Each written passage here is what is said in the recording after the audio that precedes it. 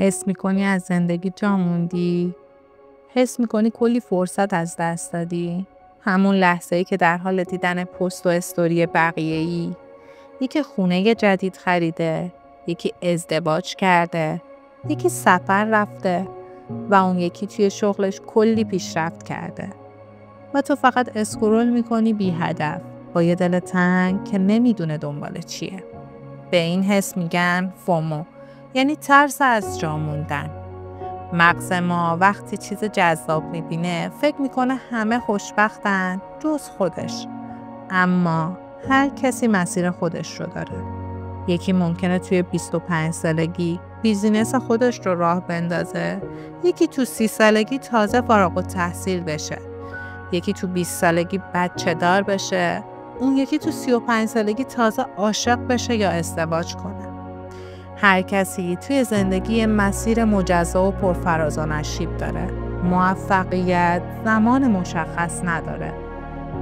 هری پاتر توسط جی.کی رولینگ وقتی نوشته شد که اون زن یه مادر 40 ساله تنها بود و تا قبل هری پاتر شهرت خاصی نداشت، اما زندگیش در 40 سالگی تغییر کرد چون مسیر خودش رو رفت، نه مسیر بقیه رو، و اسمش موندگار شد.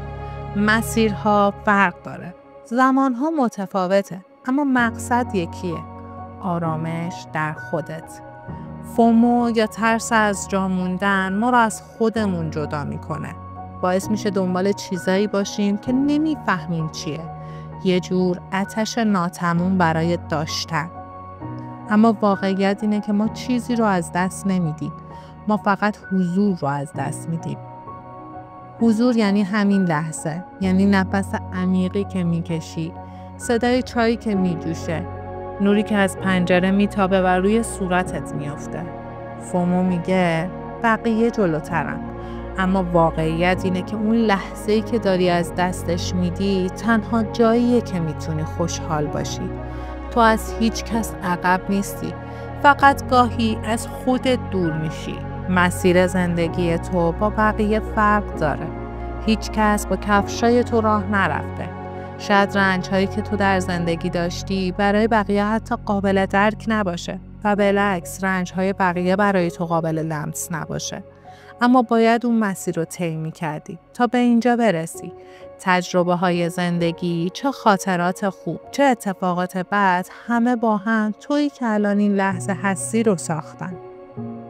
حالا چرا این حس فومو اینقدر قویه؟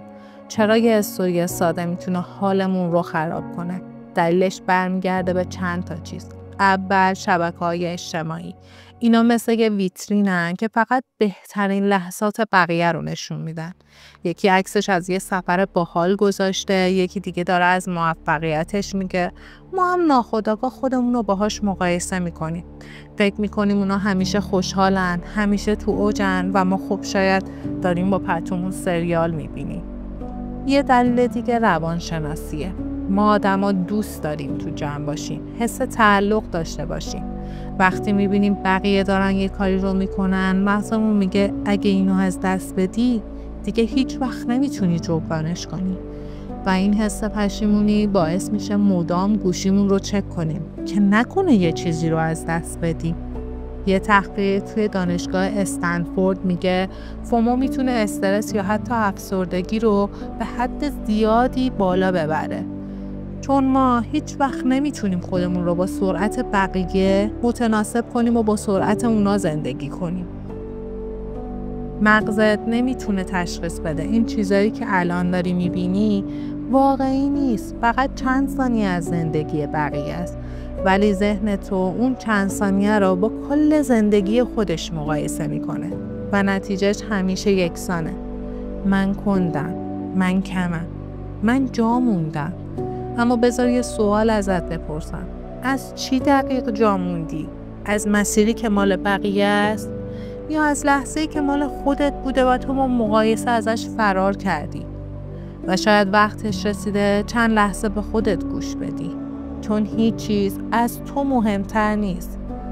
نه موفقیت، نه زمان، نه بقیه. فقط تو و لحظه‌ای که الان داریش مهمه. یه لحظه به خودت فکر کن. اون که فکر میکرد از بقیه جا مونده، اون که ترس از آینده داشت، حالا که اومدی به اینجا چی میخوای برای اون نسخه ترسیدت بنویسی؟ برام کامنت کن.